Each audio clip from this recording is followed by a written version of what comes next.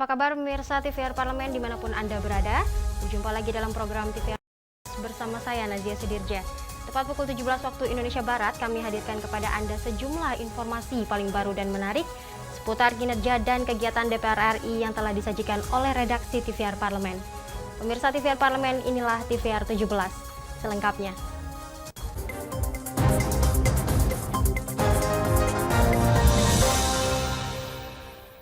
Pemirsa, program magang di Rumah Rakyat resmi dibuka kembali. DPR RI bekerja sama dengan Kementerian Pendidikan, Kebudayaan, Riset, dan Teknologi. Wakil Ketua Komisi 10 DPR RI mendukung penuh program magang di Rumah Rakyat sebagai persiapan para mahasiswa dalam memasuki dunia kerja. DPR RI kembali menyelenggarakan program magang di Rumah Rakyat tahun 2024 yang secara resmi dibuka oleh Wakil Ketua Komisi 10 DPR RI, Dede Yusuf Macan Effendi. Program magang di Rumah Rakyat terselenggara atas kerjasama antara DPR RI dengan Kementerian Pendidikan, Kebudayaan, Riset, dan Teknologi. Dede Yusuf menyampaikan mahasiswa yang terpilih menjadi peserta magang di Rumah Rakyat harus memanfaatkan kegiatan ini sebaik-baiknya untuk bekal memasuki dunia kerja. Menurutnya, kesempatan magang di DPR RI tidak boleh disia-siakan mengingat proses seleksi yang ketat untuk dapat lolos menjadi peserta magang di Rumah Rakyat. Memang output daripada magang belajar ini kan sebetulnya adalah bagaimana mereka segera tune in dengan dunia kerja nantinya, ya. Tetapi saya mempelajari banyak dari adik-adik kita yang mereka mengatakan ada kerentanan terhadap pressure di dunia kerja. Ya, oleh karena itu sesuai dengan dunia pendidikan, maka dari satu sisi akademik itu didorong, dari sisi lain kita menyebutnya adalah skill, life skill, ya. Bisa seni, bisa olahraga, bisa apapun juga, itu juga harus dikembangkan karena kemampuan lainnya ini itu juga akan membantu mereka survive di dalam dunia kerja nantinya. Itu sebabnya tadi saya tawarkan sebuah gagasan yang mudah-mudahan bisa ditindaklanjuti. Lebih lanjut, Dede Yusuf berharap kegiatan magang di Rumah Rakyat dapat terus berlanjut di tahun-tahun berikutnya karena sangat bermanfaat bagi mahasiswa. Oki dan Julian, TVR Parlemen melaporkan. Untuk menciptakan ekosistem energi baru dan terbarukan, Komisi 7 DPR RI mengajak pemerintah untuk membahas lebih lanjut rancangan Undang-Undang Energi Baru dan Energi Terbarukan. Karena rancangan tersebut merupakan kunci dan payung hukum yang kuat untuk mendukung pengembangan energi terbarukan. Untuk menciptakan ekosistem energi baru dan terbarukan, serta mempercepat proses transisi energi, Komisi 7 DPR RI mengajak pemerintah melanjutkan pembahasan rancangan Undang-Undang Energi Baru dan Terbarukan atau RUU EBET. Ketua Komisi 7 DPR RI Sugeng Suparwoto menyampaikan bahwa Undang-Undang EBET menjadi kunci dan payung hukum yang kuat untuk mendukung pengembangan energi terbarukan. Menurutnya, Undang-Undang EBET perlu hadir sebagai bagian dari proses transisi energi fosil menuju energi yang berkelanjutan di Indonesia. Menciptakan ekosistem yang baik bagi pengembangan energi baru terbarukan. Di antaranya adalah kita harus segera ada Undang-Undang Energi Baru Terbarukan. Memang dari daftar isian masalah sudah berjalan sedemikian rupa, tinggal kurang lebih 30 daftar isian masalah atau DIM saja akan kita agendakan. Panja Undang-Undang Energi Baru Terbarukan akan segera melakukan aktivitasnya lagi, kegiatan lagi untuk menuntaskan Undang-Undang Energi Baru Terbarukan. Ini penting sekali karena dengan adanya undang-undang ini maka akan memberi kepastian hukum tentang energi baru, energi terbarukan di Indonesia. Saya kira itu. Lebih lanjut, Sugeng menambahkan, Undang-Undang EBET diperlukan sebagai regulasi komprehensif untuk menciptakan iklim pengembangan energi yang berkelanjutan dan berkeadilan.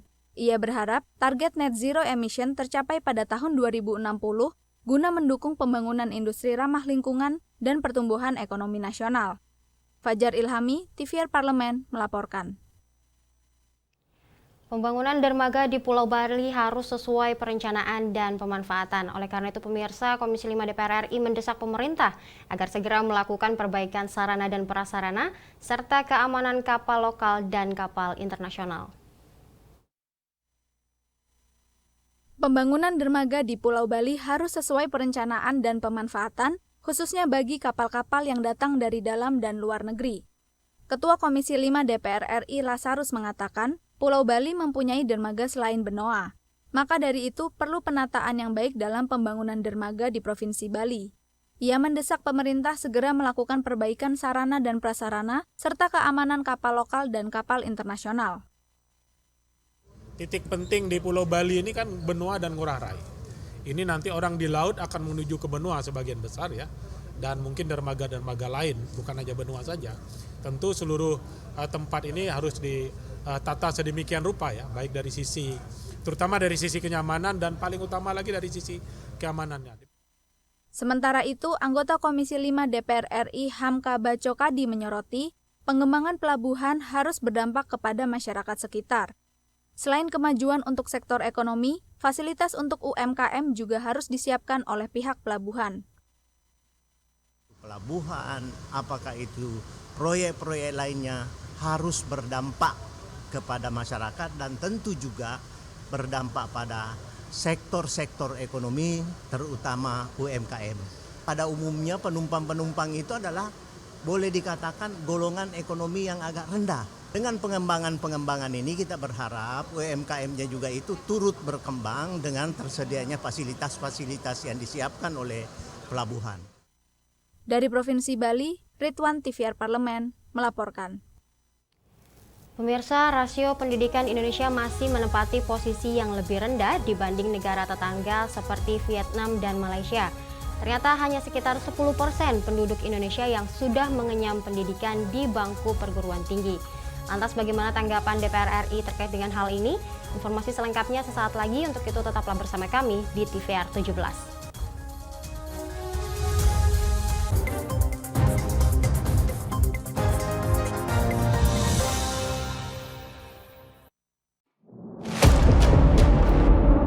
Sini ditambang. Konflik yang terjadi, Sini tidak mengizinkan. masalah yang tersisihkan menjadi kesenjangan sosial. Ya namanya rakyat kecil gak bisa apa-apa, mau komplain juga gak didengar. Sebab apa? Itu menyangkut isi perut kami semua. Bagaimana memutus keterbatasan untuk didengar? Jadi kalau misalnya masyarakat sudah merasa tidak lagi ada yang memperjuangkan aspirasinya, maka masyarakat memang sangat berhak untuk meminta dewan yang mewakili mereka di parlemen. Kami menyusuri batas-batas peristiwa, mengurai berbagai polemik yang terjadi, meluruhkan suara-suara marginal, menjadi nyata dalam setiap aspirasi, melaksanakan tugasnya sebagai wakil rakyat. Saksikan Aksi Dewan setiap hari Senin dan Rabu pukul 10.30 waktu Indonesia Barat, hanya di TVR Parlemen.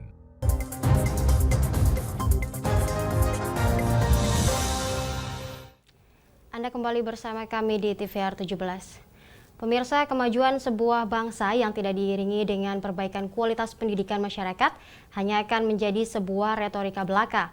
Saatnya pemerintah berbenah agar pendidikan dalam negeri memiliki arah pembangunan yang jelas, bukan sekedar skema anggaran. Sekitar 20 triliun setiap tahun digelontorkan untuk beasiswa LPDP harus memiliki dampak dan kontribusi bagi negeri ini. Bagaimana DPR RI menanggapi skema pendidikan yang dirancang oleh pemerintah? Simak liputan mendalam yang telah dirangkum oleh tim redaksi TVR Parlemen dalam segmen editorial Parlemen berikut ini.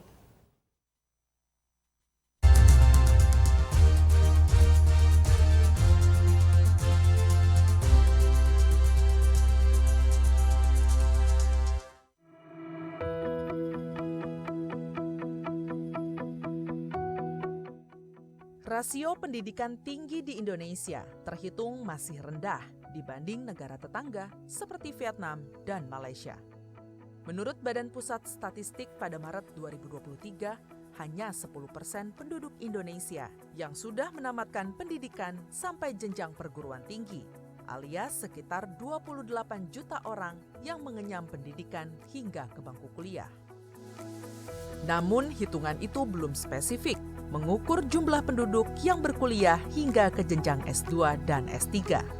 Padahal pendidikan tinggi S2 dan S3 merupakan poin penting sebagai barometer kemajuan bangsa. Setidaknya itulah yang diungkapkan Presiden Joko Widodo pada 15 Januari lalu. Saya kaget juga. Kemarin dapat angka ini saya kaget. Indonesia itu di angka 0,45%. 0,45%. Negara tetangga kita, Vietnam, Malaysia, sudah di angka 2,43%. Negara maju 9,8%. Jauh sekali. Menanggapi hal itu, Wakil Ketua Komisi 10 DPR RI Abdul Fikri Fakih berpendapat semestinya pemerintah tidak melulu menangani persoalan pendidikan dengan skema anggaran saja, tetapi harus dibuat rencana kerja atau roadmap yang berjangka. Tujuannya agar pendidikan dalam negeri memiliki arah pembangunan yang jelas. Ini mestinya juga sejak lama. Komisi 10 sungguhnya ketika menteri ini diangkat, dilantik, lantas kita minta desain besar atau grand design dari pendidikan itu ke depan mau apa? Mau ke vokasi kah? Atau ke akademik? Atau ke profesi? Peringatan dari Pak Presiden ini harus ditanggapi secara serius dari Kementerian Pendidikan Kebudayaan, terutama pendidikan tinggi. Situasi ini menandakan Indonesia belum lepas dari permasalahan pendidikan. Pada tahun 2024, Kemendikbudristek memiliki pagu anggaran mencapai lebih dari 90 triliun rupiah. Anggota Komisi 10 DPR RI Fahmi Alaidrus meminta pemerintah untuk memaksimalkan anggaran itu untuk membuat program kerja berkelanjutan termasuk mengakomodir kebutuhan riset. Kalau kita bicara pendidikan, mulai dari PAUD sampai S3, itu pemerintah harus punya roadmap yang jelas. Pemerintah harus punya rencana strategis yang jelas, termasuk kepastian terhadap anggaran. Sekarang kan Kementerian Pendidikan Nasional itu sudah dibekali dengan 90 triliun lebih. Ya. Seharusnya itu benar-benar bisa memastikan bahwa anggaran di pendidikan tinggi, termasuk di dalamnya ada pembiayaan riset, itu benar-benar bisa diafirmasi. Banyaknya lulusan sarjana dengan gelar S2 dan S3 akan percuma jika hanya sekedar jumlah yang tidak terkelola. Oleh karenanya, dorongan pembuatan peta jalan berulang kali disampaikan kepada pemerintah, utamanya tata kelola bagi mereka yang mengecap pendidikan melalui jalur beasiswa. Anggota Komisi 11 DPR RI Putri Aneta Komarudin memandang pemerintah harus mampu mengelola jaringan alumni Lembaga Pengelola Dana Pendidikan atau LPDP, mengingat pemerintah telah menghabiskan dana 20 triliun setiap tahunnya untuk membiayai beasiswa. Harapkan di sini adalah dengan semakin banyaknya alumni LPDP akan lebih rapih juga pengelolaan alumninya, dan tentunya kita bisa memastikan bahwa orang-orang ini bisa berkontribusi lagi kepada pembangunan Indonesia. Apalagi kalau kita mau menuju Indonesia Maju 2045, bidang riset dan teknologi ini menjadi salah satu fokus kita, pengembangan sumber daya manusia.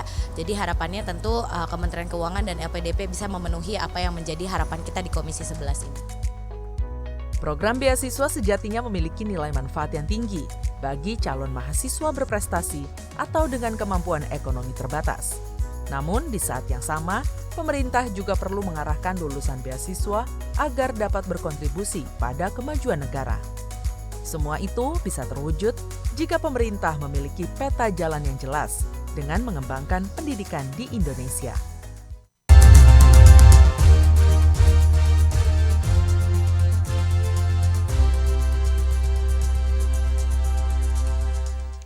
Pemirsa, Ketua Badan Kerjasama Antar Parlemen DPR RI Fadli Zon memimpin delegasi DPR ke konferensi ke-18 Parlemen OKI atau Parliamentary Union of OIC Countries atau PUIC di Abidjan, Pantai Gading.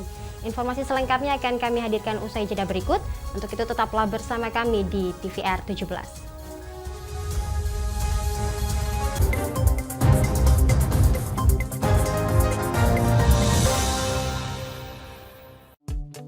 DPR RI memiliki fungsi diplomasi dalam menjalankan politik luar negeri sesuai dengan pasal 116 Undang-Undang MD3. Kontribusi aktif BKSAP DPR RI memainkan peranan penting dalam memenangkan persaingan global melalui IPU, IPA, IPPF, IPA, dan PUIK. BKSAP memiliki komitmen yang tinggi dalam krisis kemanusiaan dunia. Fungsi diplomasi dijalankan untuk mendukung upaya pemerintah dalam melaksanakan politik luar negeri.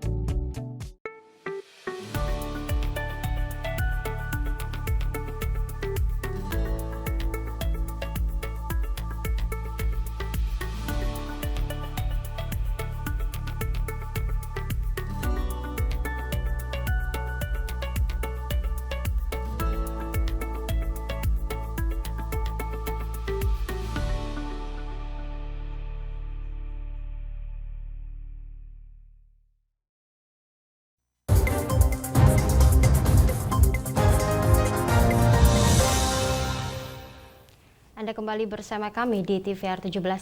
Pemirsa, konferensi ke-18 Parlemen OKI akan menghelat sejumlah rangkaian pertemuan dan membahas berbagai isu, yaitu terkait kemerdekaan Palestina, perubahan iklim, Islamofobia, dan kelompok minoritas yang terdiskriminasi di sejumlah negara. Selengkapnya berikut laporan rekan kami Akbar Prakoso dari Abidjan, Pantai Gading. Pemirsa TV Parlemen, saat ini saya berada di venue tempat berlangsungnya rapat Parlemen Negara Organisasi Kerjasama Islam yang ke-18 di Abidjan, Pantai Gading.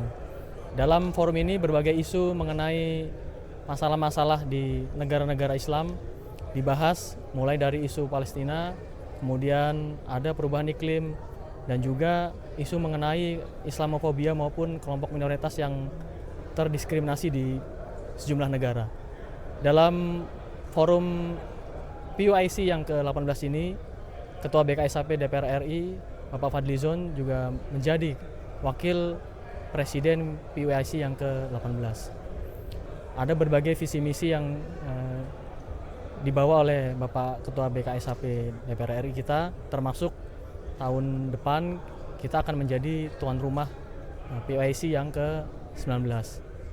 Dan untuk lebih jelasnya, rangkaian PUIC yang ke-18 ini seperti apa, di sebelah saya sudah ada Bapak Fadlizon yang akan menjelaskan sebenarnya poin penting apa saja yang dibawa Indonesia dalam forum PUIC yang ke-18 ini, Pak Fadlizon. Ya, terima kasih Akbar. Jadi PUIC ini atau organisasi parlemen negara-negara anggota konferensi Islam, negara-negara Islam yang terdiri dari hampir 60 negara, bersidang setiap tahun sekali, dan ini adalah sidang pleno di Abidjan, Pantai Gading, ya, setelah melalui proses Executive Committee. Sebelumnya adalah di Aljazair. Kali ini mengambil tema tentang climate change atau tentang perubahan iklim. Tema yang baru kali pertama ini diangkat di dalam konferensi PUIC. Dan tema ini memang satu tema yang sangat penting karena terkait juga dengan isu-isu terkait perubahan iklim yang menjadi concern terutama parlemen, selalu ikut terlibat di dalam melakukan perubahan, pembuatan maupun terkait hal-hal yang terkait dengan iklim, ya, dan juga penganggarannya. Jadi DPR RI dalam hal ini sangat mendukung berbagai upaya untuk menuju kepada kesadaran global terhadap perubahan iklim, karena ini sudah menjadi concern kita bersama, dan kita sendiri juga tahun ini akan menyelenggarakan World Water Forum di Bali pada bulan Mei. Namun selain terkait dengan tema utama, sebagian besar peserta juga bicara terkait dengan isu-isu aktual di dunia Islam, yaitu isu Palestina, khususnya apa yang sedang terjadi di Gaza, satu pembantaian, genosida, dan kejahatan perang yang dilakukan oleh Israel di Gaza sekarang ini menjadi satu tema yang juga tidak terpisahkan dari tema utama. Jadi sejak hari pertama ada Standing Committee on Palestine atau Komisi Palestina, itu sudah bicara tentang masalah Palestina dan bagaimana PUIC ini bisa melakukan langkah-langkah konkret, langkah-langkah nyata untuk membantu saudara-saudara kita yang ada di Palestina. Dan kita juga DPR RI menyampaikan ya melalui forum ini langkah-langkah itu ya termasuk langkah BDS ya, kemudian langkah-langkah nyata lain yang saya kira sangat penting untuk membantu dari sisi parlemen bagi warga Palestina, warga Gaza khususnya yang sekarang ini sampai detik ini masih mengalami kekejaman yang luar biasa dari Israel itu. Jadi itu dua tema yang sangat menonjol selain tema utama tentang climate change, semua berbicara juga tentang Palestina, apa yang bisa kita lakukan untuk Palestina, dan resolusi-resolusi tentang Palestina juga sudah kita ketuk di Komisi Palestina. Selain itu, karena waktu hari kedua atau hari ketiga Indonesia juga menjadi presiden dari Asian Group atau chair dari Asian Group atau ketua dari Asian Group, kita juga diminta untuk menjadi tuan rumah dan kita bersedia untuk menjadi presiden dari PYC yang ke-19 tahun 2025 yang akan datang.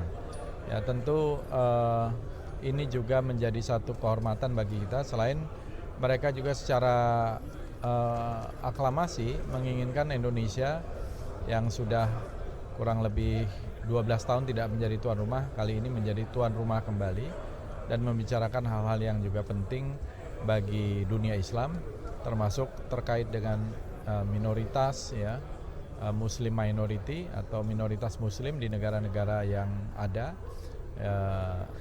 misalnya saja kasus Rohingya dan juga kasus-kasus lain. Begitu juga soal Islamofobia, ya, bagaimana dunia Barat pada umumnya khususnya juga mengalami Islamofobia dengan pembakaran Al-Quran dan lain-lain yang kita saksikan beberapa tahun belakangan ini. Dan ini menjadi concern saya kira karena ini adalah organisasi parlemen negara-negara Islam, negara-negara anggota organisasi konferensi Islam. Tentu isu-isu yang terkait dengan Islam dan kaum muslimin di dunia menjadi sangat penting dan menjadi yang utama dibicarakan. Terima kasih Pak Fadli.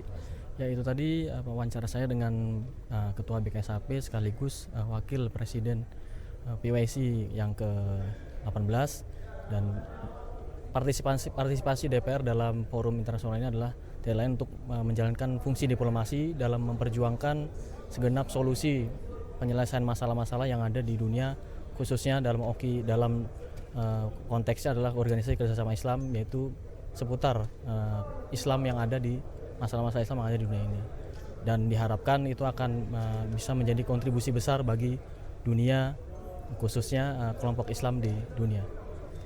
Dari Abidjan, Pantai Gading, Akbar Prakoso, TVR Parlemen melaporkan. Selanjutnya pemirsa, apa saja yang menjadi topik perbincangan di media online nasional pada hari ini? Usai jeda tetaplah bersama kami di TVR 17.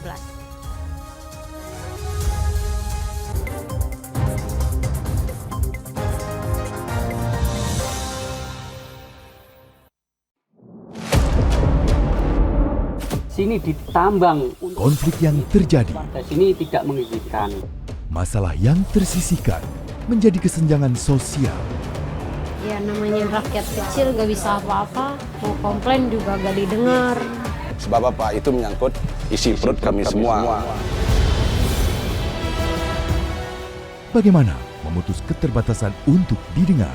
Jadi kalau misalnya masyarakat sudah merasa tidak lagi ada yang memperjuangkan aspirasinya, maka masyarakat memang sangat berhak untuk meminta dewan yang mewakili mereka di parlemen.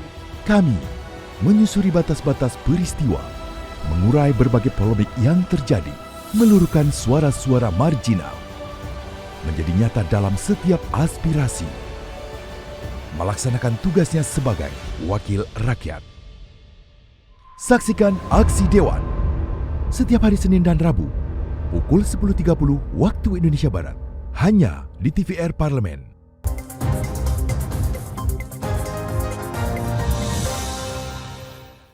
Anda kembali bersama kami di TVR 17. Pemirsa TVR Parlemen, kali ini kita masuk ke segmen media online nasional. Mari kita simak isu apa saja yang menjadi sorotan media serta tanggapan dari sejumlah anggota Dewan bersama rekan kami, Zia Ulbar.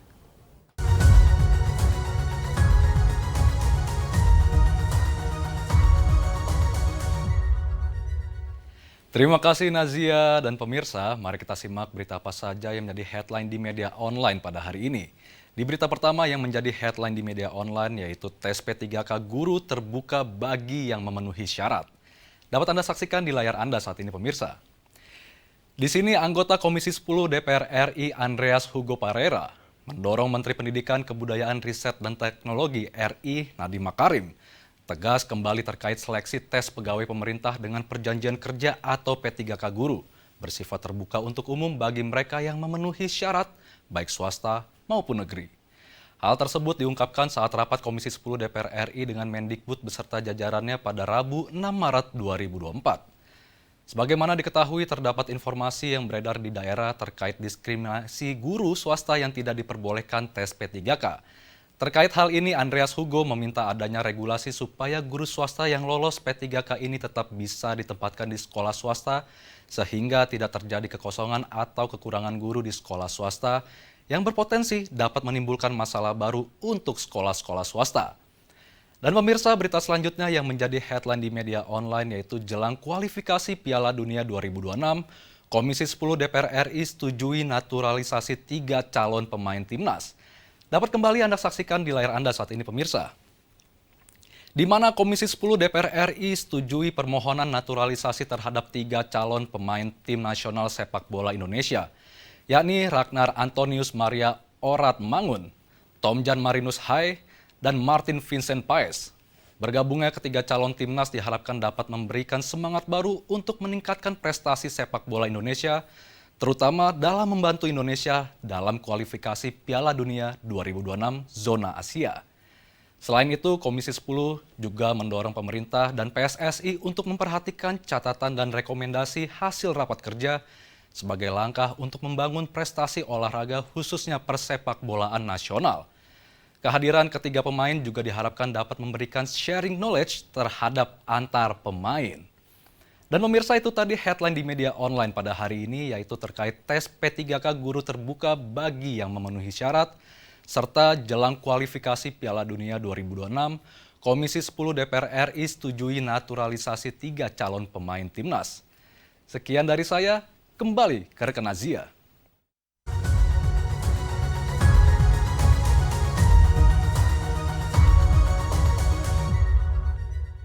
Terima kasih rekan Zia yang telah menyampaikan sejumlah update sorotan dari media online nasional pada hari ini. Pemirsa, segmen media online tadi sekaligus menutup program TVR 17 edisi sore hari ini. Saya Nazia Sudirja beserta seluruh kru TVR Parlemen yang bertugas mengucapkan terima kasih dan pamit undur diri dari hadapan Anda. TVR Parlemen, referensi Indonesia.